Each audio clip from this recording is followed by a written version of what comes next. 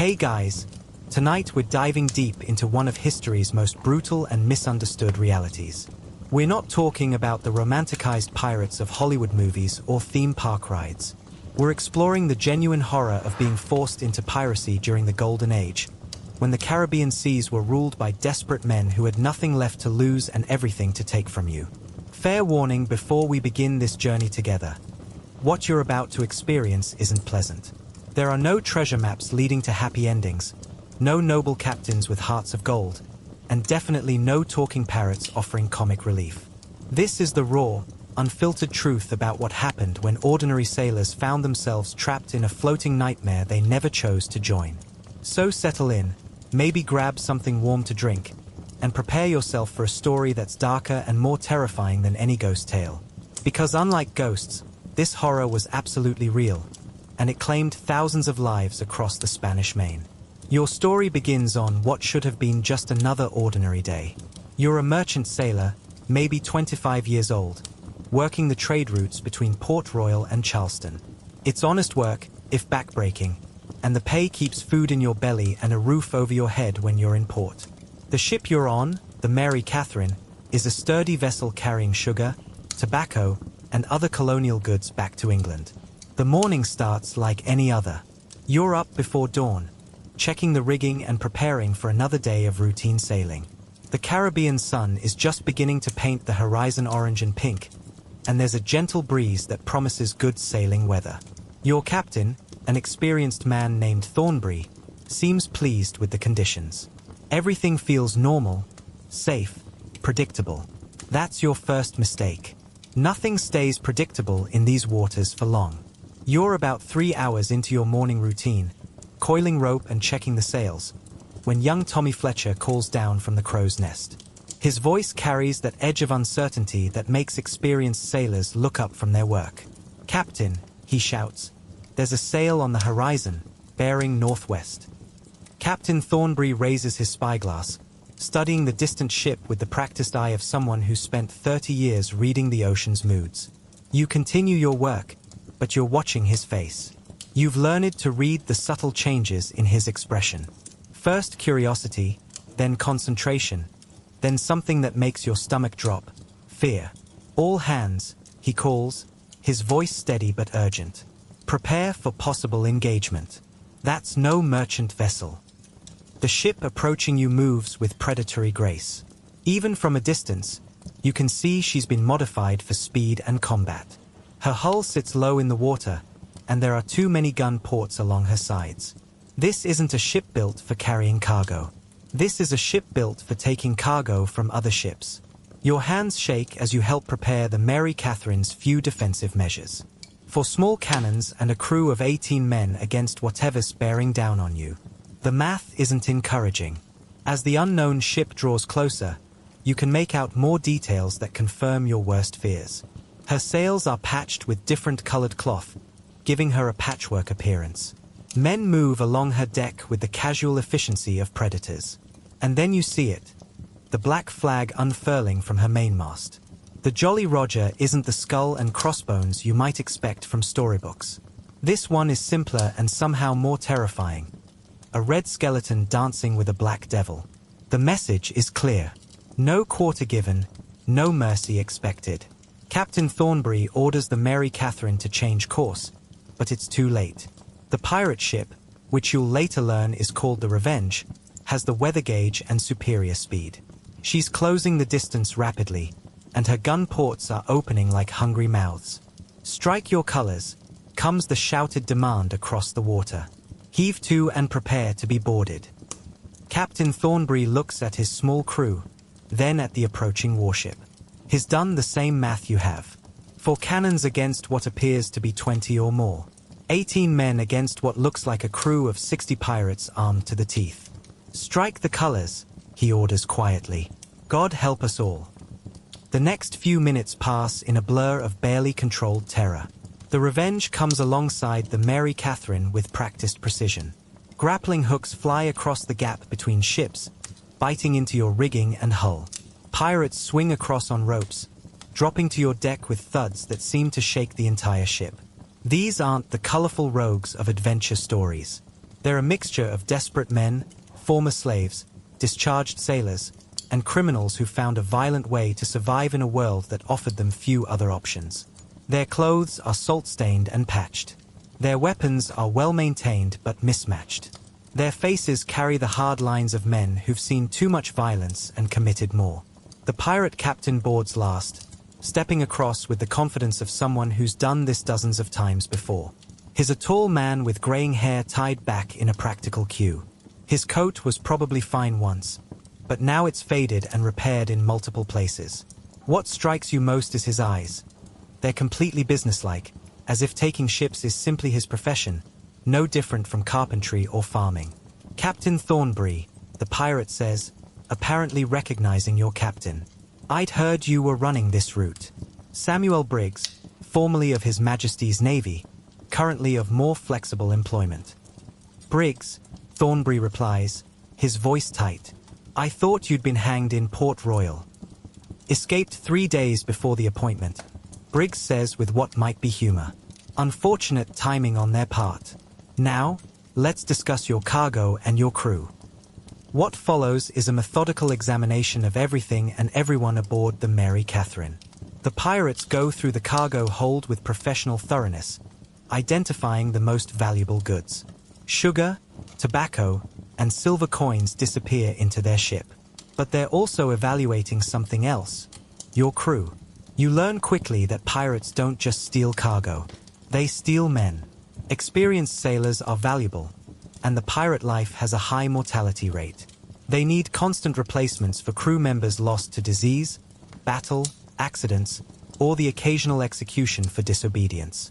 "You," Captain Briggs points at you. "What's your trade aboard this vessel?" "Able seaman, sir," you reply, trying to keep your voice steady. "Can you splice rope? Reef a sail in a blow? Navigate by the stars?" You nod, realizing too late that your competence might not be an advantage here. "Good. You're coming with us." The words hit you like a physical blow.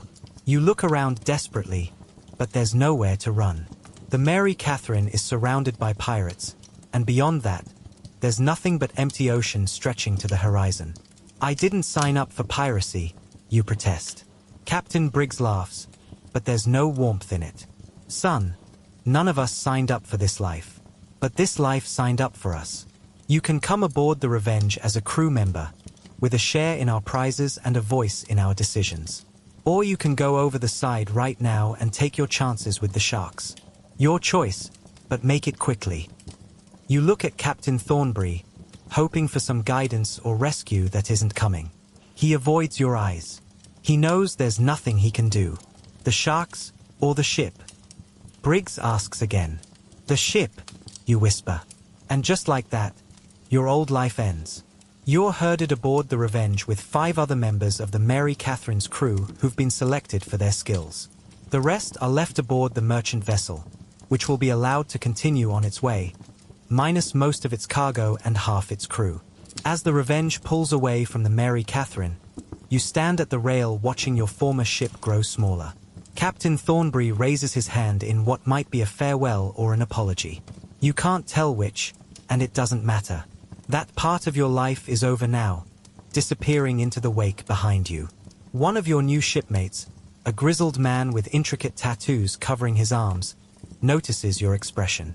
"First time being pressed?" he asks. You nod, not trusting your voice.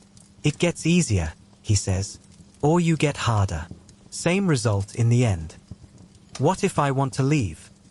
He gestures toward the endless expanse of blue water surrounding you. "Where exactly were you planning to go?" The reality of your situation settles over you like a cold fog. You're now miles from any coast, aboard a ship full of armed criminals, with no money, no allies, and no way home. Even if you could somehow escape the ship, you're surrounded by hundreds of miles of ocean that would kill you just as efficiently as any pirate's sword. "Welcome to the Revenge," the tattooed man says. "Try not to die in your first week. It's embarrassing." As the sun begins to set on your first day as an involuntary pirate, you're led below deck to see your new accommodations. The crew quarters are cramped, dark, and smell like a combination of unwashed bodies, stale beer, and something you really hope isn't what you think it is. You're assigned a hammock between two other men. One is missing his left ear and most of his teeth. The other keeps muttering to himself in what sounds like Spanish mixed with profanity. Neither seems particularly interested in welcoming you to the crew. Lights out in 1 hour, someone shouts down the companionway. And keep the noise down. Tomorrow we start breaking in the new fish. You lie in your hammock, which sways with every movement of the ship, listening to the strange symphony of sounds that apparently pass for night music aboard a pirate vessel. Snoring, coughing, the creak of rope and timber, the distant sound of waves against the hull, and occasionally, someone crying very quietly. You stare up at the deck beams above you, thinking about your family back home. They'll eventually hear that the Mary Catherine was attacked by pirates. They'll assume you're dead. Maybe that would be better. Maybe being dead would be preferable to whatever comes next. But you're not dead. Not yet. And tomorrow, you'll begin learning what it really means to be a pirate. Not the romanticized version from stories and songs, but the brutal, desperate reality of life among the outcasts of the Caribbean.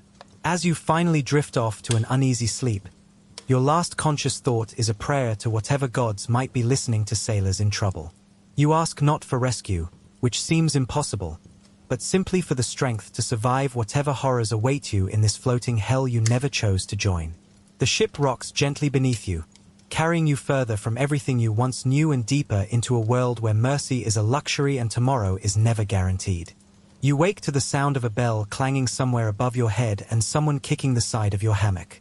The man doing the kicking is short, broad, and has the kind of scars that suggest he's survived more fights than he's lost. Up, fresh meat, he growls. Time to learn how we do things aboard the Revenge. Your body aches from sleeping in the hammock. Everything sways constantly, and your stomach feels unsettled. The air below deck is thick with the smell of too many unwashed men living in too small a space. You stumble out of your hammock, nearly falling as the ship rolls with a wave. The scarred man laughs. Land legs. You'll get over that or you'll die. Either way, the problem solves itself. He introduces himself as Bosun Hackett, and is apparently responsible for turning you from a merchant sailor into something resembling a pirate. This process, you quickly learn, involves a great deal of shouting, occasional violence, and almost no patience for mistakes. First rule, Hackett says as he leads you up onto the main deck. The captain's word is law. Second rule, my word is the captain's word when he's not around. Third rule, there ain't no third rule because if you need more than 2 rules, you're too stupid to be a pirate. The morning sun is bright after the gloom below deck, and you have to squint as your eyes adjust. The Revenge is an impressive ship, about 100 feet long with 3 masts and more cannons than any merchant vessel has a right to carry. Men are already at work maintaining her, and you can see the efficiency that comes from a crew that's worked together through life and death situations. Your old ship, Hackett continues, was about commerce. This ship is about war. Every rope, every sail, every nail in her planks is designed for one purpose: taking other ships and keeping us alive while we do it.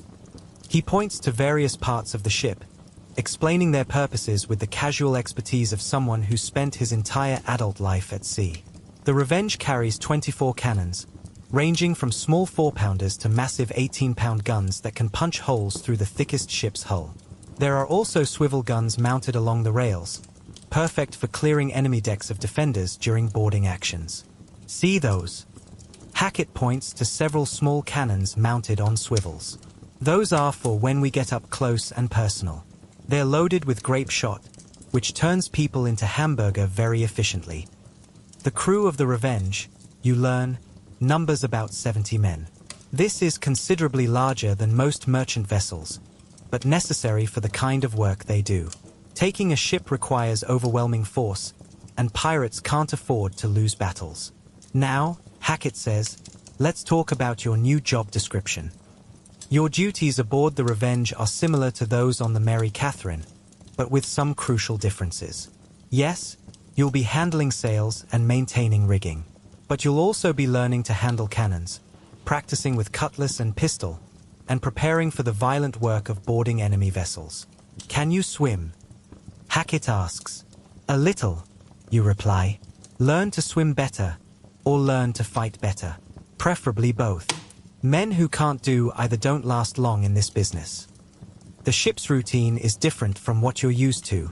Merchant vessels follow predictable schedules based on cargo delivery and weather. Pirate ships follow opportunity. The Revenge cruises known shipping lanes, looking for targets. When they find one, everything else stops until the attack is complete. We're hunters, explains a one-eyed man named Portuguese Pete. And out here, everything else is prey. Pete becomes your unofficial mentor in the finer points of piracy. He's been aboard the Revenge for 3 years, ever since his previous ship was taken by Captain Briggs. Like you, he was pressed into service, but unlike you, he seems to have made his peace with the life. The trick, he tells you while showing you how to properly load a cannon, is to stop thinking about what you were before and start thinking about what you need to be now. You were a merchant sailor. That man is dead. Now you're a pirate, and pirates who spend their time mourning their old lives tend to get themselves killed. Loading a cannon, you discover, is more complicated than it looks. First, the barrel must be cleaned with a wet sponge to remove any burning debris from the previous shot. Then comes the powder charge, measured carefully and rammed down tight. Next, the cannonball, followed by wadding to hold everything in place. The whole process takes several minutes with an experienced crew, and that's assuming nobody makes a mistake that results in the cannon exploding and killing everyone nearby. In battle, Pete explains, you'll be doing this while people are shooting at you. The ship is rolling in heavy seas, and your ears are ringing from the sound of other cannons firing. It's not a job for people with delicate constitutions. The social structure aboard the Revenge is unlike anything you've experienced. On merchant ships, authority flows down from the captain through clearly defined ranks. On pirate ships, authority is more complex and more democratic than you'd expect. Captain Briggs, you learn, was elected to his position by the crew. He can also be removed by the crew if enough men vote against him. This has happened twice in the ship's history, according to Pete, and both previous captains ended up marooned on deserted islands. The captain commands in battle and navigation, Pete explains. But for everything else, we vote. Where to sail, how to divide prizes, major decisions about crew discipline. It's more fair than the Navy, where officers treat common sailors like livestock. The ship operates under a written code of conduct called the Articles. These aren't suggestions. They're laws, agreed to by every man aboard and enforced with everything from fines to death, depending on the violation. Some of the articles make sense. No fighting between crew members while aboard ship, no gambling with cards or dice, equal shares of plunder for equal work. Others seem arbitrary. Lights out at 8 bells, no women allowed aboard ship, pistols and cutlasses must be kept clean and ready for action. But the most important article, the one that will shape every day of your life aboard the Revenge, is simple. Every man must do his duty or face punishment from the crew. What kind of punishment? You ask Pete. He shrugs. Depends on the crime. Cowardice in battle might get you flogged. Theft from the common fund might get you marooned. Mutiny gets you hanged, if you're lucky. And if you're unlucky? Keel hauling, Pete says simply. Keel hauling, he explains, involves tying a rope around the victim's waist and dragging him under the ship's keel from one side to the other.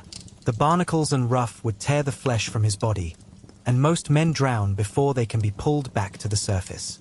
It's considered one of the most horrible ways to die, reserved for the worst crimes against the crew. The point, Pete says, is that we're all in this together. Every man's life depends on every other man doing his job. There's no room for cowards, thieves, or traitors. Your first week aboard the Revenge passes in a blur of new skills, unfamiliar faces, and constant physical discomfort. The food is worse than anything you've ever eaten. The sleeping conditions would be considered torture on land, and you're constantly sore from the unfamiliar work. But you're also learning things that no merchant sailor ever needs to know. How to board an enemy ship while people are trying to kill you. How to fight with a cutlass in your right hand and a pistol in your left. How to tell the difference between a heavily armed warship and a defenseless merchant vessel at a distance of several miles. The secret to piracy, explains Iron Tom, the ship's gunner, is picking fights you can win. We're not heroes. We're businessmen with cannons. Iron Tom lost his right arm below the elbow in a battle with a Spanish galleon 2 years ago. The stump is covered with elaborate tattoos, and he's learned to load and aim cannons using only his left hand and a hook where his right hand used to be. How do you tell if a fight is winnable? You ask. Experience, he says. And luck. Mostly luck. The Revenge hasn't taken a prize since you came aboard, but that changes during your 8th day as a pirate. Portuguese Pete spots sails on the horizon just after dawn, and Captain Briggs confirms through his spyglass that it's a merchant vessel, probably Spanish, sailing alone and apparently unaware of their presence. All hands on deck, comes the call. Prepare for action. What follows is controlled chaos. Men run to their battle stations with the efficiency of long practice. Cannons are loaded and run out through their ports. Small arms are distributed from the ship's armory. The Revenge changes course to intercept the merchant vessel, and her speed increases noticeably as more sail is added. You're assigned to help work one of the main deck cannons, a 12-pounder that takes 4 men to operate efficiently. Your job is to help load and aim the gun, and to repel boarders if the enemy somehow manages to get onto the Revenge's deck. As the distance between ships decreases, you can make out more details of your target. She's a Spanish merchantman, probably carrying goods between Cartagena and Havana. Her crew appears to number about 20 men, and she has only 6 small cannons for defense. The math is heavily in your favor.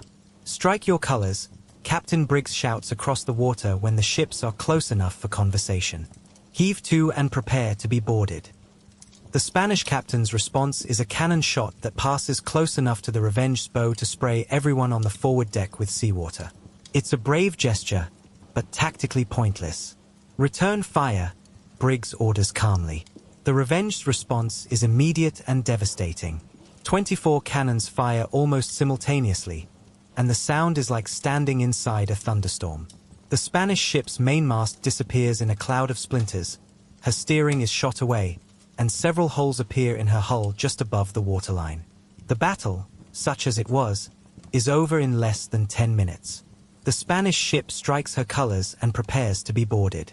You're part of the boarding party, armed with a cutlass that feels awkward in your hand and a single-shot pistol that you're not entirely sure how to reload under pressure. Boarding an enemy ship turns out to be less dramatic than you'd expected. The Spanish crew offers no resistance once their captain surrenders. They're professional sailors, not soldiers, and they understand the mathematics of their situation as clearly as anyone. The Spanish ship is carrying sugar, tobacco, silver coins, and a small chest of jewelry bound for Spain. By pirate standards, it's a modest prize, but still worth several months' wages for each member of the Revenge's crew. More importantly for your education, 3 members of the Spanish crew volunteer to join the pirates. This surprises you until Pete explains that life aboard Spanish merchant vessels is often worse than life aboard pirate ships, and the pay is certainly worse. Why do they join? You ask. Same reason you did, Pete replies. Because the alternative is worse. As the Revenge sails away from the captured Spanish ship, leaving her crew alive but considerably poorer, you realize that something has changed in your thinking. A week ago, you would have been horrified by what just happened. Now, you're calculating your share of the prize money and wondering when the next opportunity might arise. Pete notices your expression and nods approvingly. Now you're starting to understand, he says. Welcome to the Brotherhood of the Damned. That night, as you lie in your hammock listening to the familiar sounds of the ship around you, you realize that Pete is right. The person you were before boarding the Revenge is gone, as surely as if he'd been killed in the attack on the Mary Catherine. What remains is someone new, someone harder, someone capable of watching other men's lives destroyed without feeling more than mild professional interest. You're not sure if this transformation is good or bad, but you're certain it's necessary, because the alternative to becoming a successful pirate is becoming a dead one. And despite everything you've lost, despite the horror and brutality of your new life, you discover that you very much want to survive. 3 weeks into your new career as an involuntary pirate, you've learned that the worst part of this life isn't the violence or even the constant fear of death. It's the crushing, inescapable intimacy of living with 70 other desperate men in a space roughly the size of a large barn. Privacy, you discover, is a concept that simply doesn't exist aboard the Revenge. Every conversation is overheard, every personal habit becomes public knowledge, and every weakness is exposed for all to see. You sleep pressed between men who snore, talk in their sleep, grind their teeth, and emit various bodily sounds throughout the night. You eat your meals elbow to elbow with people whose personal hygiene would be considered criminal on land. The crew quarters occupy most of the space below the main deck, and walking through them is like navigating a maze built by someone who hated the concept of personal space. Hammocks hang in rows so close together that you have to squeeze sideways to move between them. Sea chests, bags of personal belongings, and various pieces of equipment fill every remaining inch of floor space. The air down here is thick enough to cut with a knife. It's a mixture of unwashed bodies, damp clothing, tobacco smoke, alcohol fumes, and the perpetual dampness that comes from being surrounded by ocean. In heavy weather, when the hatches are closed, the atmosphere becomes so foul that breathing feels like drinking soup. You get used to it, says Bloody Bill Macready, a Scotsman who's been aboard the Revenge longer than anyone except Captain Briggs himself. Or you go mad. I've seen both happen. Macready earned his nickname not from any particular violence, but from the spectacular nosebleeds he gets in hot weather. He's a walking encyclopedia of ship's gossip, crew politics, and the personal histories of everyone aboard. If you want to know who's feuding with whom, who owes money to whom, or which crew members are planning to desert at the next port, Macready is your source. See that fellow there? He points to a thin man with nervous eyes who's obsessively cleaning his pistol. That's Twitchy Pete. He joined us after we took a Dutch merchant ship off Barbados. Never says much, but he talks to his pistol like it's his wife. Whispers to it, cleans it 6 times a day, sleeps with it under his pillow. You learn that every man aboard has a story, and most of those stories explain why they ended up as pirates. There's Samuel the Carpenter, who joined after being falsely accused of theft and branded on both hands. There's One Thumb Charlie, who lost his other digits to a Spanish torturer and now lives for revenge against anything Spanish. There's Quiet Jack, who never speaks above a whisper because he had his tongue partially cut out by an abusive ship's officer. These aren't men who chose piracy as much as men who were driven to it by circumstances beyond their control. Former slaves, discharged soldiers, sailors who'd been cheated of their wages, debtors fleeing prison, political refugees, and men who'd simply run out of other options. The sea collects the broken, Macready explains, and we're about as broken as they come. The social dynamics below deck are complex and constantly shifting. Alliances form and dissolve based on shared bottle of rum, a won or lost card game, or simple proximity. Men who sleep near each other tend to form loose groups for mutual protection and companionship. These groups compete for the best sleeping spots, the largest shares of extra food, and favorable treatment from the ship's officers. Your hammock neighbors are Scarface Jim, who got his facial decoration from a Portuguese sword, and Little Tom, who's called Little despite being over 6 feet tall because he's the youngest member of the crew at 17. Both men were pressed into service like you, and both have developed the fatalistic attitude that seems necessary for survival. The trick, Scarface Jim tells you, is to make yourself useful but not indispensable. Useful men get better treatment.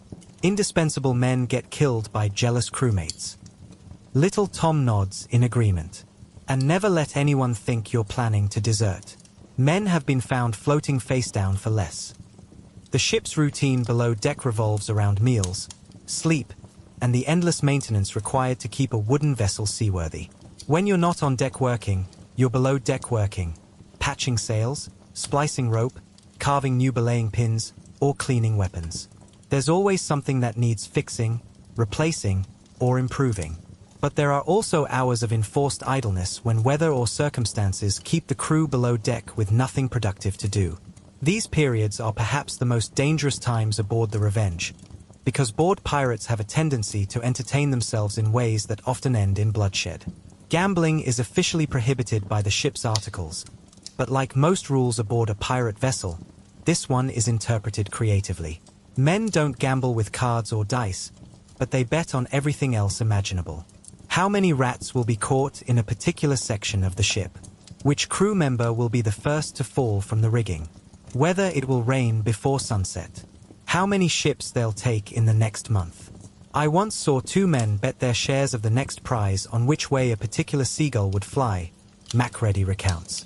Ended up in a knife fight when they couldn't agree on whether the bird had flown northeast or north-northeast. Storytelling is another popular pastime, and every man seems to have an endless supply of tales about previous ships, battles, storms, and women in various ports. The veracity of these stories is generally considered less important than their entertainment value, and the best storytellers enjoy high status in the crew's informal hierarchy. There's also singing, though the songs tend toward the mournful rather than the cheerful. Pirates sing about lost loves, dead friends, and the inevitability of violent death. The ship's unofficial song leader is a former church organist named Hymnal Henry, who was pressed into service after his transport ship was taken by the Revenge. Henry has adapted traditional hymns into pirate songs with lyrics that would make his former congregation faint. Amazing Grace becomes a ballad about surviving a hurricane off the coast of Jamaica. Rock of Ages is transformed into an ode to a particularly successful raid on Spanish shipping. The singing serves a practical purpose beyond entertainment. In the cramped, noisy environment below deck, shared songs help mask private conversations that might be overheard by the wrong people. When 40 men are singing loudly about death and damnation, 2 men can discuss desertion plans, mutiny, or personal grievances without being detected. Medical care aboard the Revenge is provided by Dr. Sawbones, whose actual name is Thomas Fletcher and whose medical training consists of 3 months as an apprentice to a barber surgeon in Bristol. He treats everything from sword wounds to scurvy with a combination of rum, primitive surgery, and what he calls therapeutic optimism. The human body, Sawbones explains while treating a crew member's infected knife wound, is remarkably good at healing itself if you can keep the patient from dying long enough. His medical supplies consist of a few rusty surgical instruments, some bandages that have been washed and reused so many times they're more holes than fabric, and several bottles of various liquids whose exact contents are known only to Sawbones himself.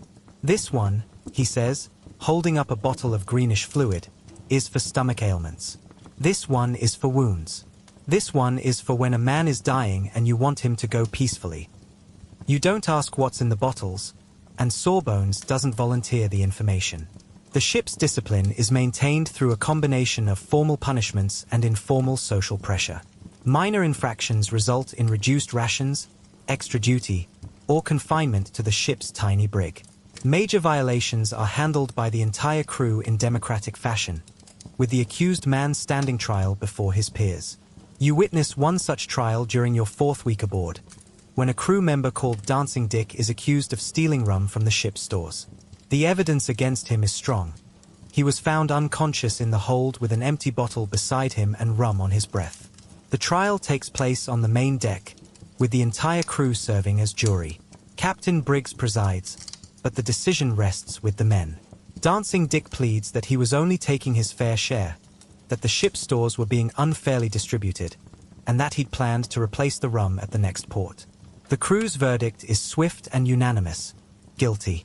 The sentence, arrived at by vote, is 20 lashes and forfeiture of his share in the next prize. Dancing Dick accepts this with the resignation of someone who understands his gotten off lightly. Theft aboard a pirate ship can be punished by marooning or death. The flogging takes place immediately, with the crew gathered to witness. Dancing Dick is tied to the mainmast, his back bared, and Boatswain Hackett administers the punishment with a cat-o'-nine-tails. Each lash leaves bloody welts across Dancing Dick's back, and by the 10th stroke, he's unconscious. Let this be a lesson, Captain Briggs announces as Sawbones tends to the unconscious man. We're all brothers here, but brotherhood has rules. You watch this punishment with a mixture of horror and fascination. The brutality is shocking, but so is the matter-of-fact way everyone accepts it. This isn't cruelty for its own sake. It's the enforcement of rules that everyone agrees are necessary for survival. Fair punishment, Scarface Jim comments as the crew disperses. Could have been worse. Much worse, Little Tom agrees. I've seen men hanged for less on Navy ships. That night, As you lie in your hammock listening to Dancing Dick's quiet moans from across the compartment, you reflect on how much your perspective has changed. A month ago, you would have been horrified by what you witnessed. Now, you find yourself agreeing with Jim and Tom. The punishment was harsh but fair, administered according to rules that everyone understood and accepted. This realization disturbs you more than the flogging itself. You're becoming someone you don't recognize, someone who can watch a man being brutally whipped and consider it reasonable justice. The transformation from merchant sailor to pirate isn't just about learning new skills. It's about developing a fundamentally different way of thinking about right and wrong. It's the only way, Macready says quietly, apparently reading your thoughts. You can't survive this life with a landsman's morality. Out here, mercy is often just another word for weakness, and weakness gets people killed. You nod, understanding the truth of his words even as you mourn the loss of whatever innocence you once possessed. The man you were before boarding the Revenge is truly dead now, and what's taken his place is someone harder, colder, and infinitely more practical. As sleep finally comes, carried by the gentle rocking of the ship and the familiar sounds of 70 men breathing in the darkness, you realize that you're no longer counting the days since your capture. You're no longer planning escape or rescue. You're simply surviving, one day at a time, in a world where survival is the highest virtue and everything else is luxury you can't afford. Tomorrow will bring new challenges, new horrors, and new lessons in the brutal education that is transforming you from a civilized man into something altogether different. But for now, you sleep, and in your dreams, you're still occasionally the person you used to be, before the sea claimed you and made you part of its endless, merciless story. By your second month aboard the Revenge, you've lost nearly 20 pounds, and it shows in the way your clothes hang loose on your frame and the hollow look that's appeared around your eyes. The romantic notion of pirates feasting on roasted pork and fresh fruit is laughably false. The reality is a slow starvation punctuated by meals that would be rejected by prisoners in the worst jails on land. The ship's food stores, when you finally get to see them during a cleaning detail, are a monument to human desperation. Barrels of salt pork that's been preserved so long it's achieved the consistency of leather. Hardtack biscuits that are more weevil than wheat. Salt cod that's been dried into something resembling old boot soles. And ship's biscuit that's so infested with various insects that the crew has developed a system for categorizing them. White worms are fine, explains Cookie Morrison, the ship's cook, who earned his position not through culinary skill but by being the only crew member willing to work in the ship's galley. Black beetles, you pick those out. Red weevils, they're actually good eating if you can stomach the idea. But if you see anything green moving in the biscuit, throw it overboard. That'll kill you faster than Spanish steel. Cookie is a former tavern keeper from Port Royal who was impressed into service when the Revenge needed someone who understood the basics of food preparation. His galley is a cramped space barely large enough for one person, equipped with a brick firebox that can only be used in calm weather and a collection of pots and utensils that have seen better decades. The ship's daily rations are distributed with mathematical precision. 8 ounces of salt pork or beef, 1 pound of hardtack biscuit, a half pint of dried peas, and a gallon of small beer or grog. On paper, this sounds adequate.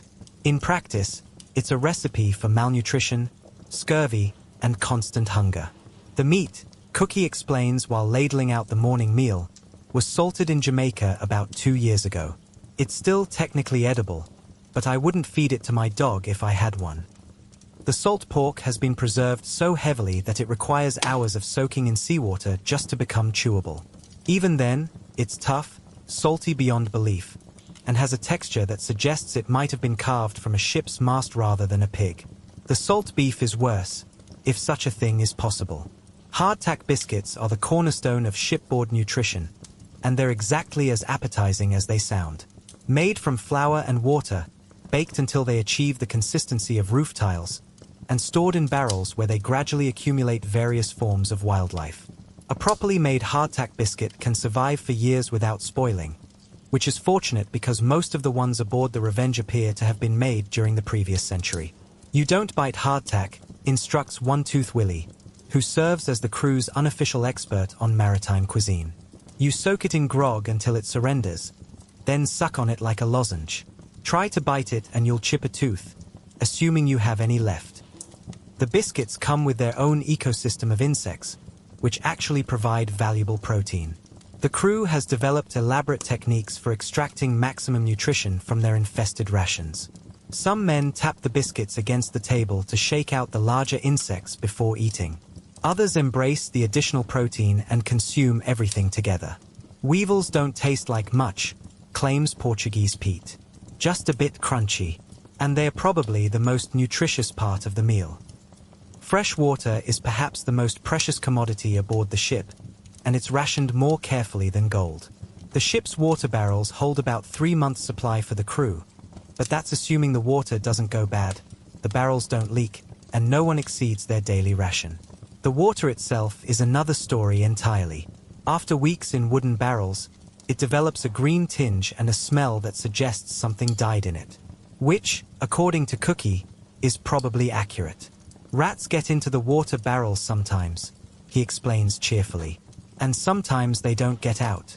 But boiling it helps, and the rum kills most of the things that would kill you. Grog, the mixture of rum and water that serves as the crew's primary beverage, is distributed twice daily and serves multiple purposes. It provides calories, helps preserve the water, kills harmful bacteria, and keeps the crew just intoxicated enough to forget how miserable they are. The rum component of grog is actually decent quality, since pirates have access to some of the finest spirits in the Caribbean. The water component, however, is the same rat-flavored liquid that fills the ship's barrels. The combination produces a beverage that's simultaneously refreshing and nauseating. Cooking facilities aboard the Revenge are primitive at best. The galley's firebox can only be used in calm weather, since an open flame aboard a wooden ship in rough seas is an excellent way to kill everyone through fire rather than starvation. During storms or heavy weather, the crew subsists on cold rations and whatever Cookie can prepare without heat. Cold salt pork and stale grog, Cookie announces during a 3-day blow that keeps the galley fires extinguished. Same as yesterday, same as tomorrow. The lack of fresh food creates health problems that go far beyond simple hunger. Scurvy, caused by vitamin C deficiency, is endemic among long-term crew members. The symptoms start with bleeding gums and loose teeth, progress to joint pain and weakness, and eventually result in death if untreated. You notice that many of the veteran pirates show signs of nutritional deficiency. Their teeth are loose or missing entirely. Their skin has a grayish pallor that speaks of poor health. Several men walk with the stiff gait of advanced joint problems. And everyone seems to have chronic digestive issues that manifest in various unpleasant ways. Sailor's curse, explains Sawbones when you ask about the crew's general state of health. Live on ship's rations long enough, and your body starts falling apart. Scurvy, rickets, the bloody flux, wasting disease. We're all dying slowly from what we eat, but we'd die quickly from not eating. The psychological effects of poor nutrition are as significant as the physical ones. Chronic hunger makes men irritable, suspicious, and prone to violence. Arguments over food distribution can escalate into deadly feuds. Men hoard scraps of extra rations like treasure, and theft of food is considered one of the most serious crimes aboard the ship. You witness this firsthand when Desperate Dan is caught stealing dried peas from the ship's stores. The theft amounts to perhaps 2 ounces of food, barely enough for a single small meal. But the crew's reaction is immediate and furious. "He's stealing food from our mouths," rages Iron Tom. "Every pea he takes is food that won't be there when we need it." The trial is swift and the sentence harsh. 50 lashes and reduction to half rations for 2 weeks. Desperate Dan accepts this punishment without protest, understanding that he's lucky not to be hanged or marooned. The execution of the sentence is brutal but efficient. Dan is tied to the mainmast and flogged until his back resembles raw meat. Then he's taken below deck, where he'll spend the next 2 weeks receiving half the normal food ration while his wounds heal. "Necessary discipline," Captain Briggs announces after the punishment. "We're all hungry, but we share equally or we don't share at all." The irony of the situation isn't lost on you. These men, who show no mercy to their victims and live entirely outside the law, maintain rigid standards of fairness when it comes to food distribution. Every crew member receives exactly the same rations regardless of rank, age, or physical condition. Even Captain Briggs eats the same maggoty hardtack and rancid pork as the lowest crew member. Occasionally, the monotony of ship's rations is broken by successful fishing or the capture of a vessel carrying fresh supplies. These events are celebrated with the enthusiasm usually reserved for major holidays. Fresh fish, Cookie announces one morning after several crew members succeed in catching a large tuna. And I mean fresh. This one was swimming an hour ago. The entire crew gathers to watch Cookie prepare the fish, and the smell of fresh meat cooking over the galley fire draws men from every corner of the ship. When the meal is finally served, grown men nearly weep with pleasure at the taste of food that isn't preserved, salted, or infested with insects. But these moments are rare, and they serve mainly to highlight how terrible the regular diet actually is. Most of the time, meals aboard the Revenge are exercises in endurance rather than nutrition, tests of how much punishment the human digestive system can absorb before giving up entirely. The captured Spanish merchant ship from your first month yielded some welcome additions to the ship's stores: rice, beans, fresh oranges, and several live chickens. The oranges were distributed immediately and consumed with religious intensity. The chickens were kept alive as long as possible, providing fresh eggs until they eventually ended up in Cookie's stew pot. Fresh eggs, sighs little Tom after consuming his share of the bounty. I'd forgotten food could taste like something other than salt and despair. But even these treats don't last long. The oranges are gone within days, the eggs cease when the chickens are eaten, and the crew returns to the familiar routine of choking down rancid meat and weevily biscuits while dreaming of their next prize. Water discipline is perhaps even more strict than food rationing. Every drop is accounted for, and wasting water is considered a crime nearly as serious as theft. Men learn to wash with seawater, which leaves them feeling sticky and uncomfortable but conserves the precious fresh water for drinking. Salt water washing, explains Macready, keeps you from dying of thirst, but it doesn't really get you clean. After a few months, everyone aboard starts to smell like a fish market that's been left in the sun too long. The lack of proper nutrition affects every aspect of life aboard the ship. Men become weak, irritable, and prone to illness. Wounds heal slowly or not at all. Minor injuries become infected and sometimes result in death. The crew's overall effectiveness in combat and seamanship gradually declines as their physical condition deteriorates. Yet somehow, the Revenge continues to function as a fighting ship. The men adapt to their circumstances with the remarkable resilience of people who have no choice but to adapt or die. They learn to function while malnourished, to fight while weak from hunger, and to maintain the ship while their bodies slowly waste away from poor nutrition. The human body, observes Sawbones, is surprisingly good at surviving on almost nothing. The human spirit, that's another matter entirely. As you lie in your hammock at night, your stomach cramping from another meal of spoiled meat and moldy biscuits, you realize that hunger has become your constant companion. It's always there, a dull ache that colors every thought and influences every decision. You dream about food now: fresh bread, roasted meat, clean water, ripe fruit. These dreams are more vivid and compelling than any fantasies of treasure or adventure. The transformation of your relationship with food is perhaps the most fundamental change in your new life as a pirate. Food is no longer pleasure or comfort. It's simply fuel for survival. You eat not because you enjoy it, but because the alternative is death. And gradually, even this mechanical approach to nutrition begins to seem normal, natural, inevitable. The man you were before would have been horrified by the idea of eating weevil-infested hardtack and celebrating when the maggots were white instead of black.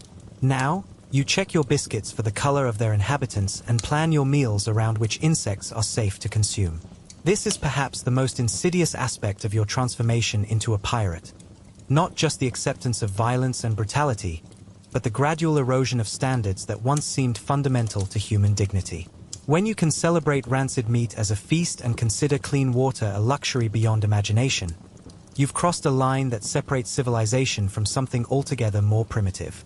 But survival requires crossing that line, and survival is all that matters now in this floating world where hunger is law and the next meal is never guaranteed. Death aboard the Revenge isn't dramatic. There are no final speeches, no meaningful last words, no noble sacrifices. Men simply disappear, one by one, claimed by disease, accident, violence, or the simple wearing away that comes from living too hard in too harsh a world. By your third month as a pirate, you've watched 6 men die, and you're beginning to understand that the question isn't whether you'll die, but how soon and in what manner. The ship's mortality rate is staggering. In an average year, according to Bloody Bill Macready, the Revenge loses about a third of her crew. Some die in battle, some from disease, some from accidents, and some simply vanish during the night, presumably having decided that drowning was preferable to another day of pirate life. We're not sailors, Macready explains while helping to sew a dead crew member into his hammock for burial at sea. We're walking corpses who haven't figured out we're dead yet. The first death you witness is Singing Sam, a former opera singer from London who joined the crew after his transport ship was taken 6 months before your arrival. Sam had been weakening for weeks, losing weight despite eating his full rations, developing a persistent cough that produced blood, and showing the telltale signs of what Sawbones calls the wasting sickness. Consumption, Sawbones explains after Sam finally dies in his hammock one morning. Eats a man from the inside out. Nothing I can do about it except make him comfortable at the end. Sam's death is handled with efficient practicality. His body is sewn into his hammock along with a cannonball to ensure he sinks properly. His personal belongings are inventoried and auctioned off to the crew, with the proceeds going to the ship's common fund. His name is struck from the ship's roster. Within hours, it's as if Singing Sam never existed. Can't afford sentiment, Captain Briggs announces after Sam's burial. The dead are dead, and we've got work to do. But the psychological impact of Sam's death lingers. He was a popular crew member, known for his ability to sing complex harmonies and his unfailingly cheerful disposition. If consumption could claim someone as seemingly healthy as Sam, it could claim anyone. Disease is perhaps the greatest killer aboard the Revenge. The combination of poor nutrition, contaminated water, inadequate sanitation, and cramped living conditions creates perfect breeding conditions for various ailments. Scurvy, dysentery, typhus, consumption, and a dozen other diseases stalk the crew like invisible predators. Scurvy is endemic, affecting nearly every man aboard in varying degrees. The early symptoms are almost universal: bleeding gums, loose teeth, joint pain, and a persistent fatigue that makes even simple tasks exhausting. Advanced cases develop open sores that refuse to heal, massive bruising from minor bumps, and eventually, death. I've seen strong men die from scurvy, Sawbones tells you while examining your own gums, which have started bleeding when you chew the ship's rock-hard biscuits. Their teeth fall out, their wounds won't close, and their spirits just give up. Dysentery, which the crew calls the bloody flux, is another constant threat. The disease spreads rapidly in the ship's cramped quarters, causing severe diarrhea, dehydration, and often death. Men suffering from dysentery become skeletal figures who spend their days huddled near the ship's primitive toilet facilities, gradually wasting away. You contract a mild case of dysentery during your 10th week aboard, and it nearly kills you. For 5 days, you're unable to keep any food down, and water passes through your system almost immediately. You lose 15 pounds in less than a week, and your strength disappears almost entirely. Drink this, Sawbones orders, handing you a cup filled with a mixture of rum, water, and something that might be ground bark. It tastes like hell, but it might keep you alive. The medicine is indeed horrible, but it seems to help. Gradually, your stomach settles enough to retain small amounts of food and water. The recovery takes weeks, and you're left significantly weaker than before, but you survive. Lucky, Sawbones comments when you're finally able to return to light duty. I've seen bigger men than you die from less. Accidents are another major cause of death aboard a pirate ship. The Revenge carries an enormous amount of rigging, all of which must be maintained and adjusted constantly. Men work aloft in all weather conditions, often while the ship pitches violently in heavy seas. Falls from the rigging are common and usually fatal. Dancing Dick, the crew member who was flogged for stealing rum, dies in his 6th week aboard when he falls from the mainmast during a routine sail change. The fall is about 40 feet onto the ship's deck, and the sound of his impact is heard throughout the ship. Necks broken, Sawbones announces after a brief examination. Death was immediate. Dick's death is ruled accidental. though some crew members whisper that he might have thrown himself from the rigging deliberately.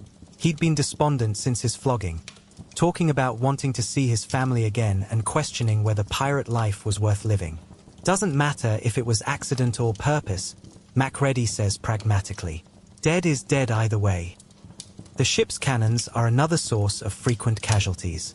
These massive weapons are inherently dangerous, and handling them requires skill, strength, and constant attention. Misfires can kill or maim anyone standing nearby. Premature explosions can destroy sections of the ship's deck. And the recoil from a properly fired cannon can crush anyone who gets caught between the gun carriage and the ship's rail. Iron Tom, despite his missing hand, is probably the safest gunner aboard because he respects the weapon's deadly potential. But accidents happen even with experienced crews. Saw a man get his head taken off by a cannon's recoil, Tom tells you while teaching cannon operation. Was standing in the wrong place when the gun fired. 1 second he was there, next second he wasn't. Nothing left but a mess on the deck and a headless body. Combat, surprisingly, accounts for fewer deaths than disease and accidents, largely because the Revenge chooses her battles carefully. Captain Briggs prefers to attack merchant vessels that can't fight back effectively rather than engaging with well-armed warships or other pirate vessels. But when combat does occur, the casualties can be severe. Cannonballs can take off limbs, crush skulls, or disembowel men instantly. Splinters from damaged would become deadly projectiles that can blind, maim, or kill. And boarding actions, when men fight hand-to-hand with cutlass and pistol, often result in wounds that prove fatal even if they don't kill immediately. You participate in your first serious battle during your 14th week aboard, when the Revenge encounters a Spanish treasure galleon that refuses to surrender. The engagement lasts nearly 3 hours and costs the lives of 8 crew members, including little Tom, who takes a musket ball through the chest during the boarding action. Tom dies slowly, taking nearly an hour to bleed out despite Sawbones' efforts to save him. His last words are a request for someone to tell his mother in Bristol that he died thinking of her. Good lad, Captain Briggs says after Tom finally dies. Fought well, died bravely. Can't ask for more than that. But Tom's death affects you more deeply than the others you've witnessed. He was your hammock neighbor, someone you talked with daily for months. His death makes your own mortality feel immediate and personal in a way that abstract knowledge never could. The ship's medical facilities are primitive beyond belief. Sawbones operates out of a space barely large enough for one person, equipped with instruments that would be considered barbaric in any land-based hospital. His surgical techniques consist mainly of amputation, cauterization, and prayer. Surgery at sea, he explains while treating a crew member's infected sword wound, is mostly about speed and luck. Cut fast, sew fast, and hope the patient is strong enough to survive what you're doing to help him. The lack of proper medical supplies means that even minor injuries can become life-threatening. A small cut can become infected and result in blood poisoning. A broken bone that doesn't set properly can cripple a man for life. And any injury that becomes seriously infected usually results in amputation, if the patient is lucky, or death, if he's not. Mental illness is another form of death aboard the Revenge, though it's rarely acknowledged as such. The combination of violence, isolation, poor nutrition, and constant stress drives some men to madness. These cases are handled with the same practical brutality as everything else aboard the ship. Muttering Mike goes mad during your 12th week, convinced that the ship's rats are plotting against him. He spends his days hunting rats with religious fervor, talking to them when he catches them, and accusing other crew members of collaborating with the rodents. He's lost his mind, Sawbones diagnoses. Nothing I can do about that. Mike's madness becomes dangerous when he starts attacking crew members he believes are rat conspirators. After he stabs Portuguese Pete with a fork during dinner, claiming Pete was passing secret messages to the rats in the ship's hold, the crew votes to maroon him at the next opportunity. Can't keep a madman aboard, Captain Briggs explains. Too dangerous to the rest of us. Mike is left on a small, uninhabited island off the coast of Honduras with a pistol, some ammunition, and 3 days' worth of food and water. It's a death sentence, but delivered with the mercy of allowing him to end his own life if starvation becomes unbearable. Suicide is more common than anyone discusses openly. Men simply disappear during the night, presumably having decided that drowning was preferable to continuing their existence aboard the ship. These deaths are never investigated or discussed in detail, but everyone understands what has happened. Some men just can't take it.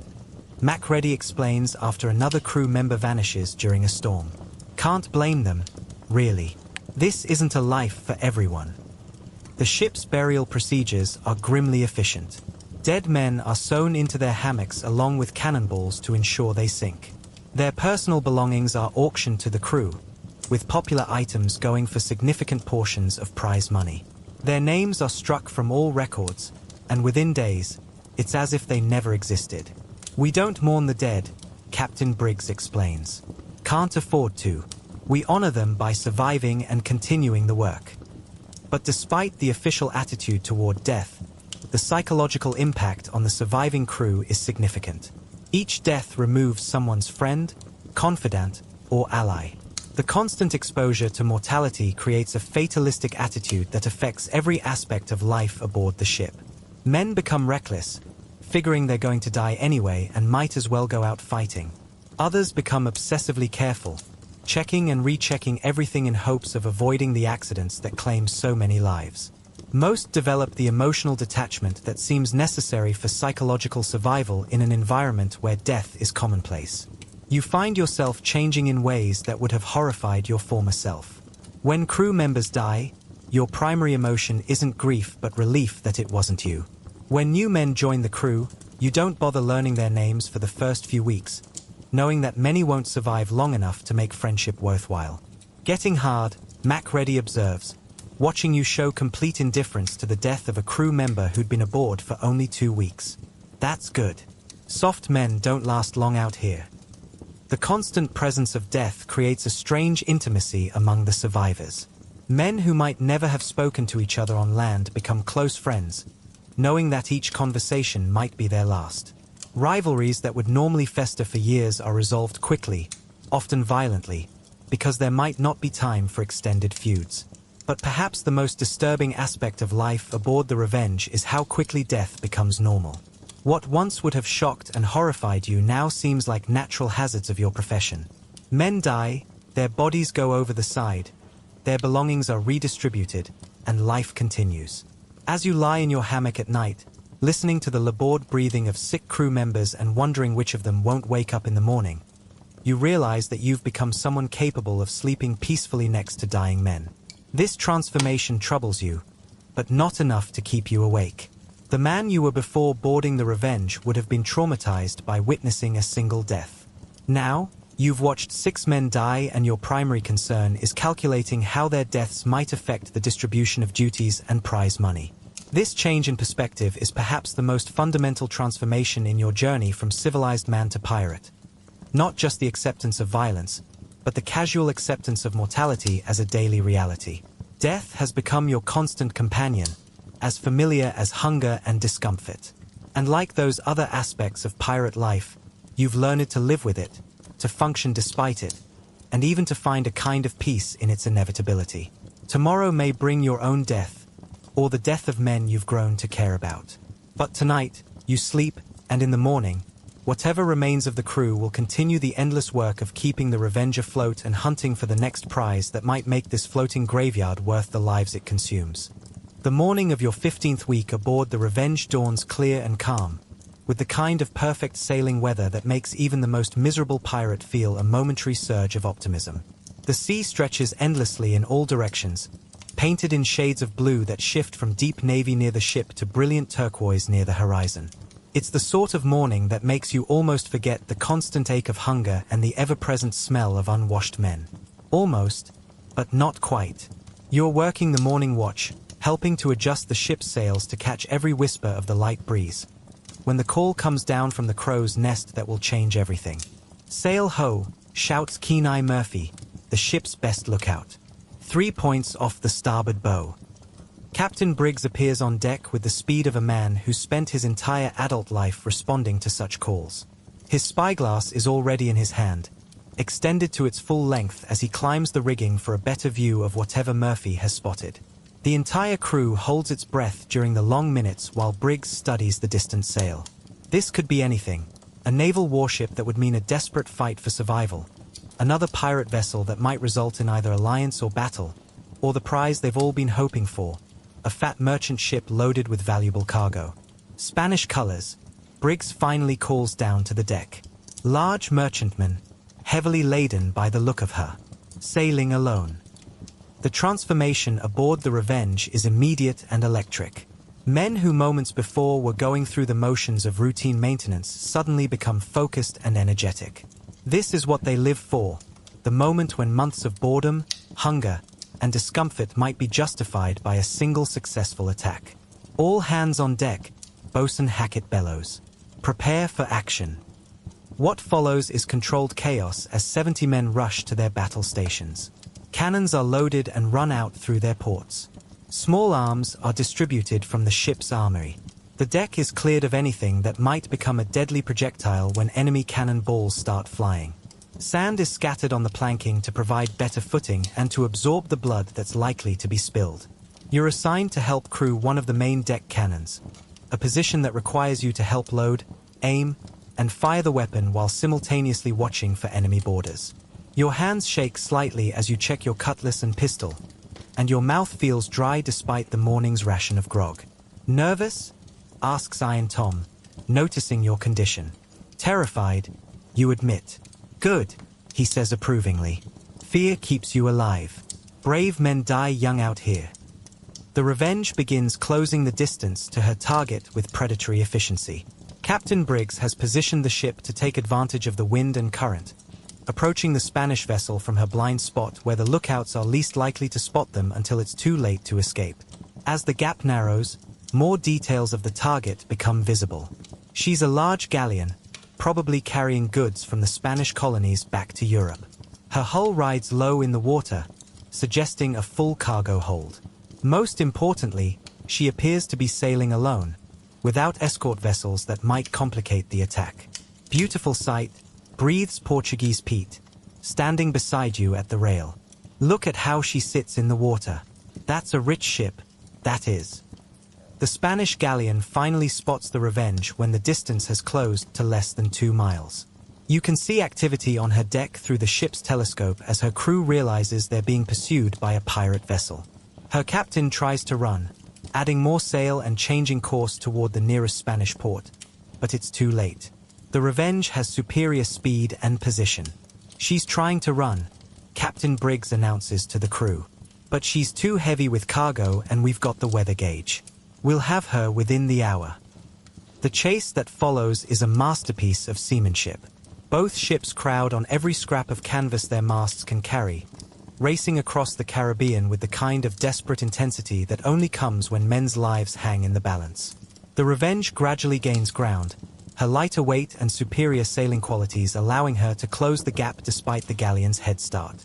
During the chase, Captain Briggs explains his tactical plan to the crew. The Revenge will approach from the galleon's stern quarter, a position that limits the number of cannons the Spanish ship can bring to bear while allowing the pirates to use their full broadside. The initial attack will be designed to disable the galleon's steering and take down her mainmast, making escape impossible. We want to capture her intact if possible, Briggs explains. A ship full of holes isn't worth as much as one that can still sail.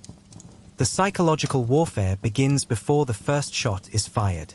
The Revenge runs up her battle flag, the red skeleton dancing with the black devil, and the crew begins making as much noise as possible. Men bang on pots and pans, shout threats in multiple languages, and fire their pistols into the air. The goal is to terrify the Spanish crew into surrendering without a fight. Fear is our best weapon, explains Bloody Bill Macready while loading his musket. Most merchant sailors aren't soldiers. If we can scare them badly enough, they'll strike their colors without making us kill them. But the Spanish captain proves to have more courage than sense. As the Revenge closes to within cannon range, the galleon's stern chasers open fire. The shots fall short, sending up geysers of water near the pirate ship's bow. But the message is clear. This will not be an easy capture. Stubborn, Captain Briggs observes. We'll have to convince them the hard way. The Revenge's response is immediate and devastating. Her bow chasers, carefully aimed by Iron Tom and his gun crews, send two 18-pound shot crashing into the galleon's stern. The ornate carved decorations that mark her as a vessel of importance explode into splinters, and you can see men on her deck thrown down by the impact. That got their attention, Tom says with satisfaction, already reloading for the next shot. The running battle that follows lasts nearly 2 hours. The galleon's captain proves to be an experienced fighter, maneuvering his ship skillfully and returning fire whenever possible. But he's outnumbered, outgunned, and burdened with a cargo that makes his ship slow and unwieldy. The Revenge systematically destroys the galleon's ability to fight and flee. Her mizzenmast is shot away in a shower of canvas and rigging. Her steering is damaged by repeated hits to her stern. Several of her cannons are silenced by accurate fire from the pirate ship's gunners. You participate in this destruction with a mixture of excitement and horror. Loading and firing the cannon becomes a mechanical process. Swab the barrel, insert the powder charge, ram home the shot, prime the touch hole, aim, and fire. The noise is deafening. The smoke burns your eyes and throat, and the deck beneath your feet jumps with each discharge. But there's also an undeniable thrill in the violence. Each successful hit on the enemy ship draws cheers from the crew. When one of your shots brings down the galleon's foremast, you find yourself shouting with the same bloodthirsty enthusiasm as the veteran pirates around you. The transformation is disturbing but undeniable. The civilized man you once were would have been horrified by this deliberate destruction of another ship and the endangering of her crew. Now, you're actively participating in the violence and enjoying the success of your efforts. The galleon's resistance finally collapses when a lucky shot from the Revenge takes out her wheel, leaving her unable to steer effectively. Dead in the water and taking fire from multiple directions, her captain finally strikes his colors in surrender. Cease fire, Captain Briggs orders as the Spanish flag comes down. Prepare for boarding. What follows is the most dangerous part of any pirate attack, the boarding action. Despite their surrender, desperate men might still fight when pirates come aboard their ship. Misunderstandings can lead to renewed violence. And there's always the possibility that the surrender is a ruse designed to lure the attackers into a trap. You're part of the boarding party, armed with cutlass, pistol, and a boarding axe for cutting through rigging and barricades. Your heart pounds as the Revenge comes alongside the galleon and grappling hooks bite into her rails, binding the two ships together. Remember, Captain Briggs addresses the boarding party. We want prisoners alive for questioning, and we want the cargo intact. Kill only if you must, and watch for tricks. The actual boarding is almost anticlimactic. The galleon's crew, demoralized by the bombardment and realizing the hopelessness of their situation, offers no resistance. They huddle on the main deck while pirates swarm aboard their ship, securing the vessel and beginning the search for valuable cargo. The Spanish captain, a dignified man in his 50s named Don Carlos Mendoza, surrenders his sword to Captain Briggs with formal courtesy. Despite having just lost his ship and cargo, he maintains the bearing of a professional naval officer. "I yield my ship to you under the customs of war," he says in accented English. "I ask only for the safety of my crew and passengers." "Passengers?" Captain Briggs asks sharply. "My wife and daughter," Don Carlos replies. "They travel with me on this voyage." This information causes a stir among the pirate crew. Women aboard a captured ship create complications that most pirates prefer to avoid. They can't be treated like ordinary prisoners, but they represent potential problems that might interfere with the business of looting and escaping. "Bring them on deck," Briggs orders. "Under guard, but treated with respect." Dona Isabella Mendoza and her 16-year-old daughter Maria emerge from the galleon's cabin accompanied by two nervous-looking Spanish servants. Both women are dressed in the fine clothing of colonial aristocracy, and both show remarkable composure despite their terrifying circumstances. "Senora," Captain Briggs addresses the older woman with surprising politeness, "you and your daughter will not be harmed. You have my word as a gentleman of the sea." The promise of safety for the women establishes the tone for the rest of the capture. This will be a civilized piracy, conducted according to the unwritten rules that govern such encounters. The Spanish crew will not be murdered or tortured. The ship's cargo will be transferred systematically rather than in a destructive frenzy. and the prisoners will be treated according to their rank and social position. The inventory of the galleon's cargo takes most of the day and reveals a prize beyond the crew's wildest expectations. The ship's hold contains chests of silver coins from the mines of Peru, bars of precious metals, religious artifacts made of gold, bolts of fine silk, barrels of valuable spices, and dozens of other items that will bring premium prices in the pirate ports of the Caribbean. Biggest prize we've taken in 3 years, Captain Briggs announces to the crew as the treasure is transferred to the Revenge. Every man's share will be enough to live like a king for months. But the capture also reveals information that makes the crew's celebration more urgent. Don Carlos, under questioning, reveals that his ship was part of a small convoy that became separated during a storm. The other vessels, including a Spanish warship, are somewhere in the area and actively searching for the missing galleon. How long before they find us? Briggs asks. Perhaps 2 days, Don Carlos admits. The San Felipe carries 48 guns and a crew of 300 men. This news transforms the celebration into urgent activity. The Revenge must complete her looting, decide what to do with the prisoners, and escape the area before the Spanish warship arrives. A 48-gun ship of the line could destroy the Revenge in a straight fight, making speed more important than thorough pillaging. The crew votes on the fate of the prisoners according to pirate custom. Don Carlos and his family will be released unharmed, along with most of his crew. But 6 Spanish sailors with valuable skills will be pressed into service aboard the Revenge, just as you were months ago. The process is emotionally brutal but practically necessary. You have skills we need, Captain Briggs explains to the pressed men. Serve faithfully, and you'll be treated as crew members with full shares. Try to escape or betray us, and you'll go over the side. The Spanish sailors accept their fate with the resignation of men who understand they have no choice. Like you, they'll either adapt to pirate life or die in the attempt. As the Revenge prepares to depart, leaving the crippled galleon with enough food and water for her remaining crew to reach the nearest Spanish port, you reflect on what you've just experienced. You've participated in your first major piracy, helping to capture a ship worth more than most men see in a lifetime. But you've also witnessed something that troubles you, your own enthusiasm for the violence and destruction. The man you were before would have been horrified by what you've done today. The man you've become found it exhilarating. The transformation is complete now. You realize. You're no longer a merchant sailor who's been forced into piracy. You're a pirate who remembers having once been something else. The distinction is crucial, and it explains why you can watch Spanish sailors being pressed into service with sympathy but no guilt. As the Revenge sails away from the scene of her greatest victory in years, her hold full of Spanish treasure and her crew rich beyond their dreams, you stand at the rail watching the crippled galleon disappear behind them.